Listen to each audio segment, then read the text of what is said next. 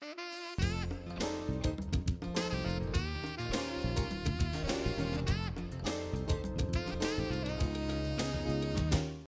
and welcome to another edition of For the Record. I'm Sean Murphy. My guest today is Natasha Harrison. She is the executive director of the Norman Bird Sanctuary in Middletown, really Newport for all intents and purposes, right? Next door neighbors, yes. First time on the show, so welcome to the show. Thank you. Tell us about the Norman Bird Sanctuary.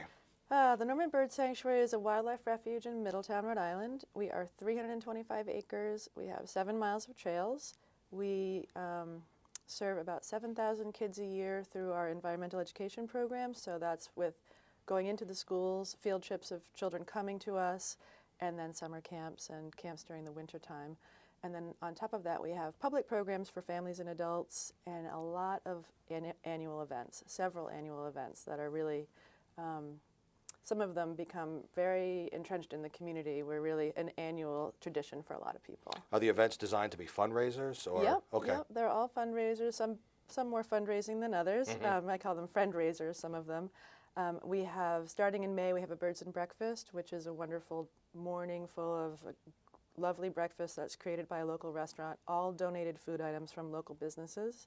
And then we have bird watches all during the morning. So guided, our professional bird watchers and some of our amateur birder friends lead these wonderful guided hikes through our property to see the springtime birds. When you mentioned the sanctuary, the square for the acreage of the sanctuary, Yes. to put it in perspective, what the numbers that you mentioned, is that big for a sanctuary? Just an average size? Well, or? on the national level, it's small. Yeah. But on Aquidneck Island, where Newport, Middletown, and Portsmouth, Rhode Island are, it's the largest piece of open space on our island. Wow. So it's pretty big, and it's very varied in habitats and ecology. So we have a lot of incredible geology. We have these large ridges that are great for hiking and a lot of ups and downs. And then we have 40 acres of grassland, which we restored back from sort of overgrown shrubbery. And that grassland is to attract ground nesting birds. So there's a lot of species that like a large expanse of natural grasses. And so we've created that, and then every year we treat it differently than we would a regular field. So usually people hay their fields at a certain time. We wait until the nesting season is over before we do anything in those fields. So they're just there for the birds, for the species. So not necessarily just a lot of trees, because We have a lot of trees too. Yeah. We have You have to. we have 40 acres of the grassland restoration, and then we have a large area of coastal forestry. We have, let's see, a pond and a swamp area. So we have a couple of areas that are freshwater, and then we have 24 acres that are coastal on the Sakonnet River. So we have a little annex, which is called the Third Beach Educational Center, with a laboratory for the kids and a lot of fish tanks for freshwater and saltwater fish. So we do a lot of marine ecology education down there as well on our 24 acres. all the acreage that you have, how was it designated that it would be a preserve, a sanctuary in the first place?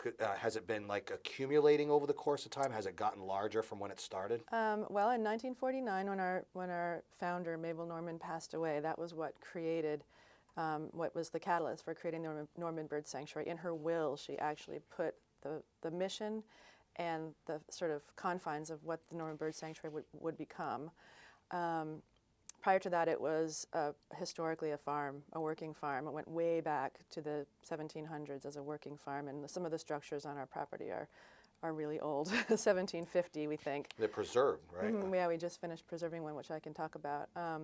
So when Mabel Norman passed away, it was designated, and some of her heirs also had some parcels, and over the years, we had first right of refusal, so we were able to bring back some of the original parcel.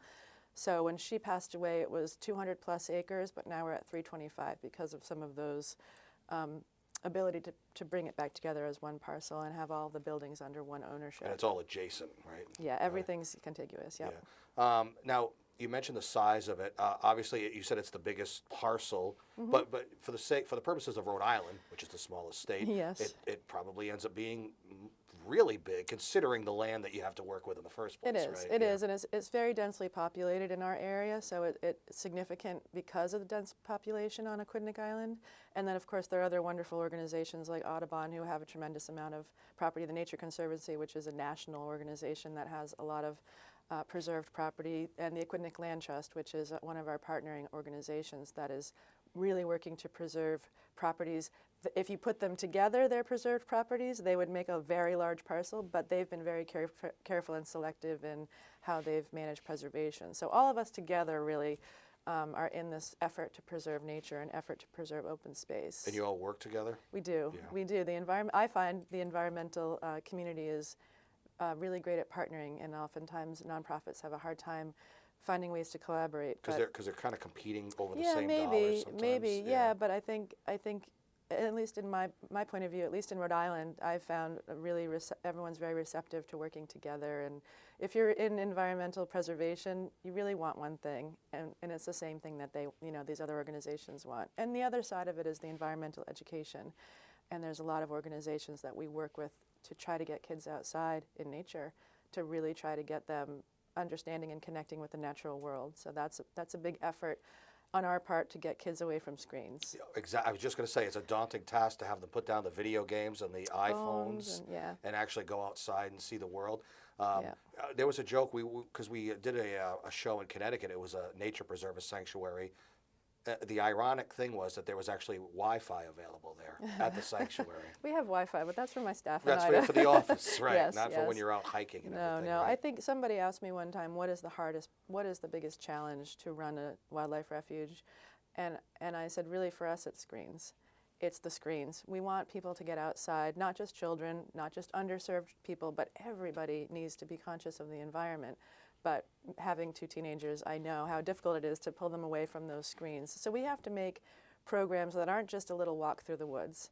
They have to be something interesting and dynamic enough to keep the kids coming back and to keep it so that the parents will bring them back. So that's a challenge. You have any rules where you have to leave your phone in the car or at home or anything like that? Well, the kids who come to our summer camps would probably be ashamed to take out a phone unless they were taking a photograph of something. Well, that's what I was going to say. If you take pictures of the sanctuary and post them on social media, which people you're spreading the word. Yes, that's a good thing, yes, right? That's all. We're very happy with that, and we've created some avenues because we're really interested in getting teenagers to come to the sanctuary. And I always say, I see kids sneaking in a lot because it's $6 to get into the Norman Bird Sanctuary to hike. And also, if you're a member, you can hike for free. But a lot of kids sneak in. And I always say, if you're a student or a kid and you want to come to the bird sanctuary and you don't have any money and you're not a member, don't sneak in. Just come on in and let us know you're there, and you can go ahead and hike.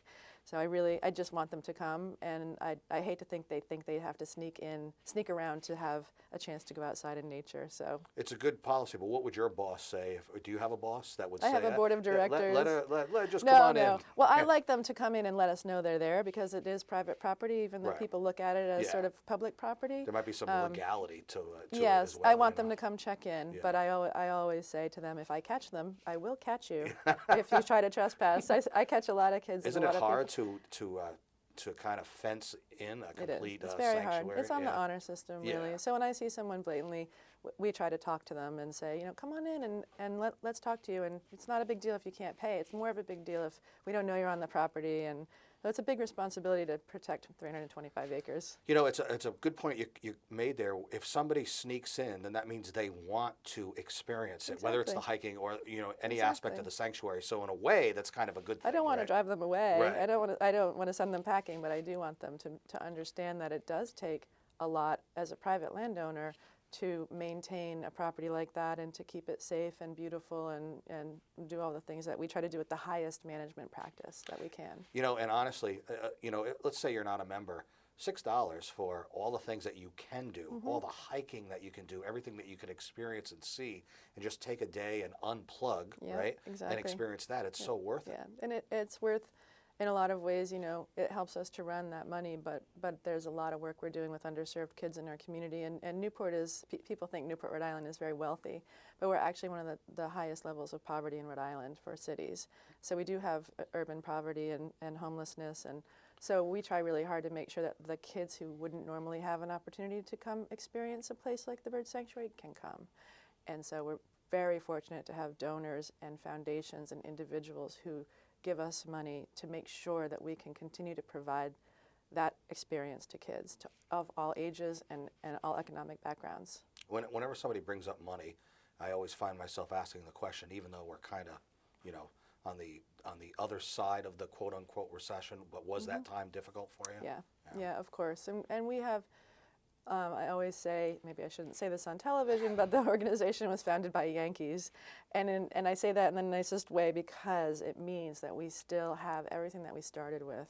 And we've been very conservative and very careful. So in a situation like that where a lot of organizations were losing terribly, we were able to keep our head above water, and we have some tremendously generous sponsors and donors who helped us get through. I almost thought you were talking about the New York Yankees came in and started it for a second there. New England Yeah. Yankees. Let me ask you a sort of a general basic question. Why is it for some people kind of know what a sanctuary is?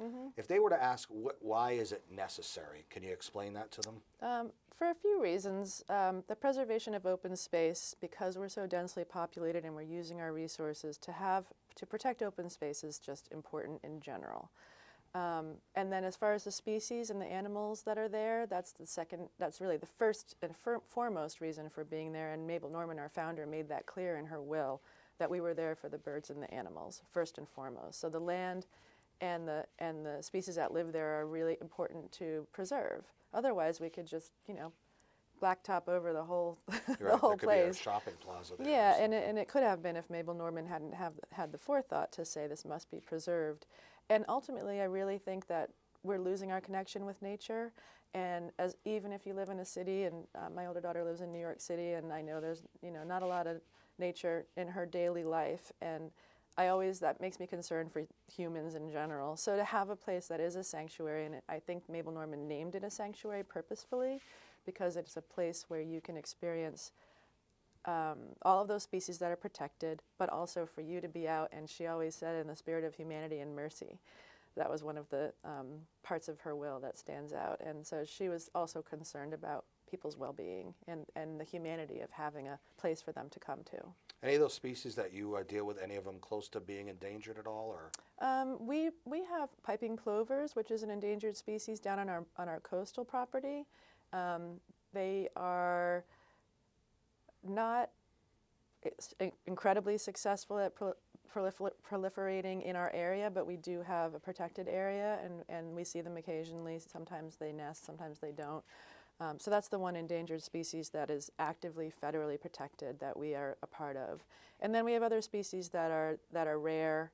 There's a salt marsh sparrow, which is not endangered, but it is a threatened species, which means it's the one step away from becoming an endangered species, a federally protected species. And that bird lives in our marsh area. So we do have some that are very sensitive, and then we just have rarities and birders love to take notes and compare notes on what they see. So my staff are incredibly talented birders, and I hear them talking about their first of the year sighting or their life bird, and those rare birds are really, they're like celebrities. The birds become celebrities. It goes out on the wire, and it goes on all the websites and the blogs, and everyone's talking about they saw such and such at the Normand Bird Sanctuary. So that's sort of a little bit of a it's newsworthy. Birding and birds and the species that are coming to the bird sanctuary are newsworthy, which is kind of cool. Now I know why you have the Wi-Fi there, so they can get it out on the internet Oh, immediately once you find out. Absolutely. Let's take a break and come back. Why don't you give out the website for people to go and learn more? We are www.normandbirdsanctuary, all spelled out, .org. All right. We'll take a break and come back. Natasha Harrison is the executive director of the Normand Bird Sanctuary. This is For the Record. Stay with us.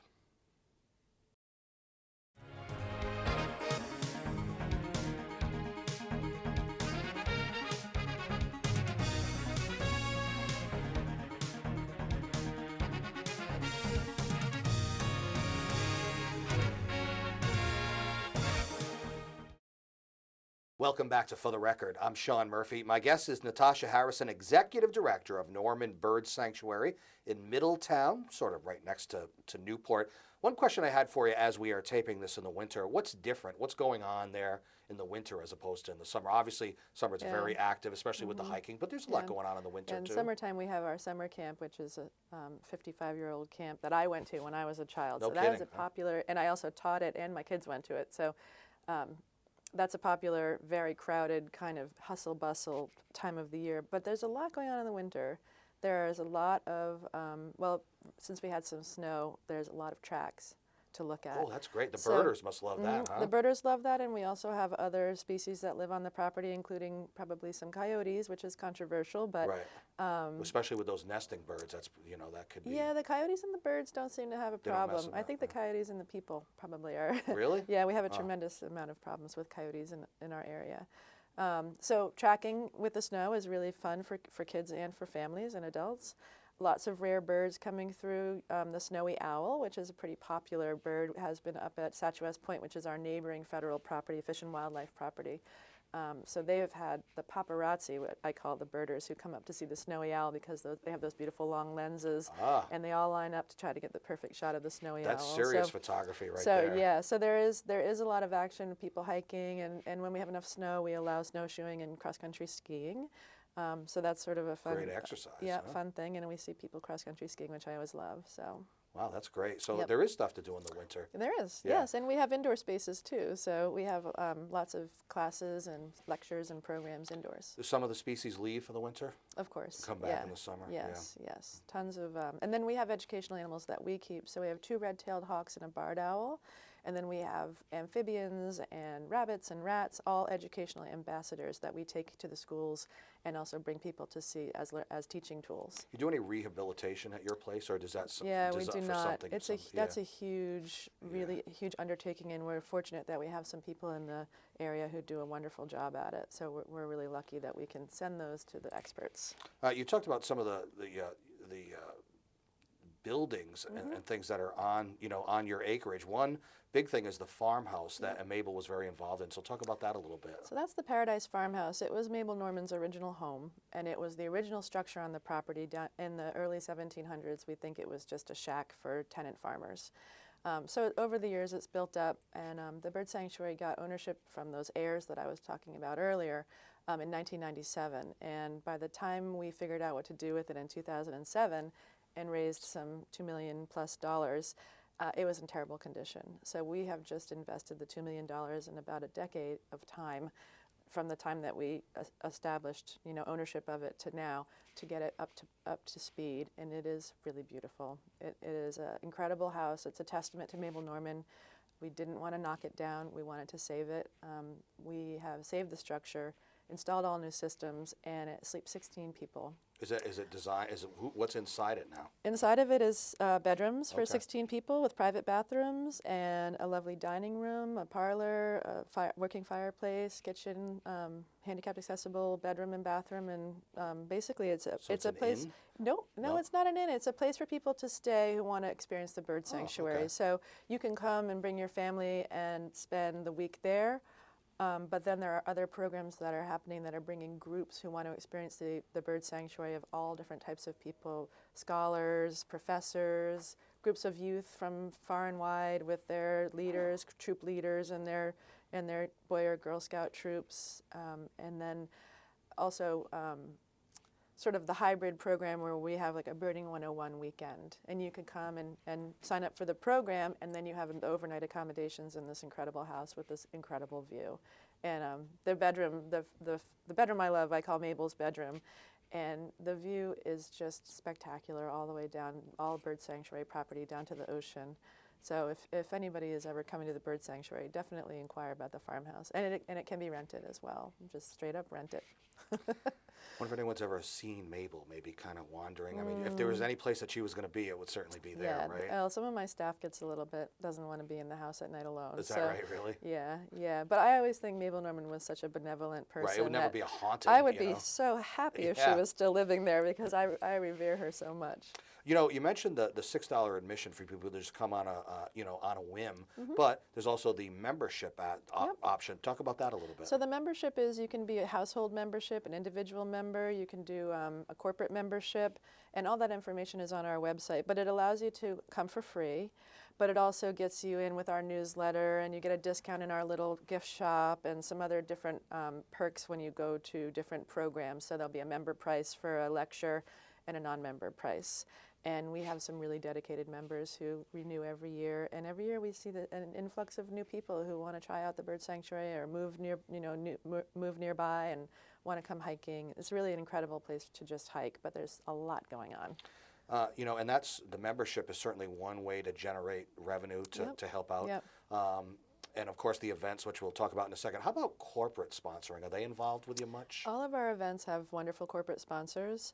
The other thing about the farmhouse is that we have corporate retreats. So people who are looking for a team building program for their management, or they want to do a big board meeting and stay overnight and have another get together the next day. We have a bunch of really lovely meeting spaces on the campus, and then the house is there so that they can have their corporate, management team have dinner together and stay over.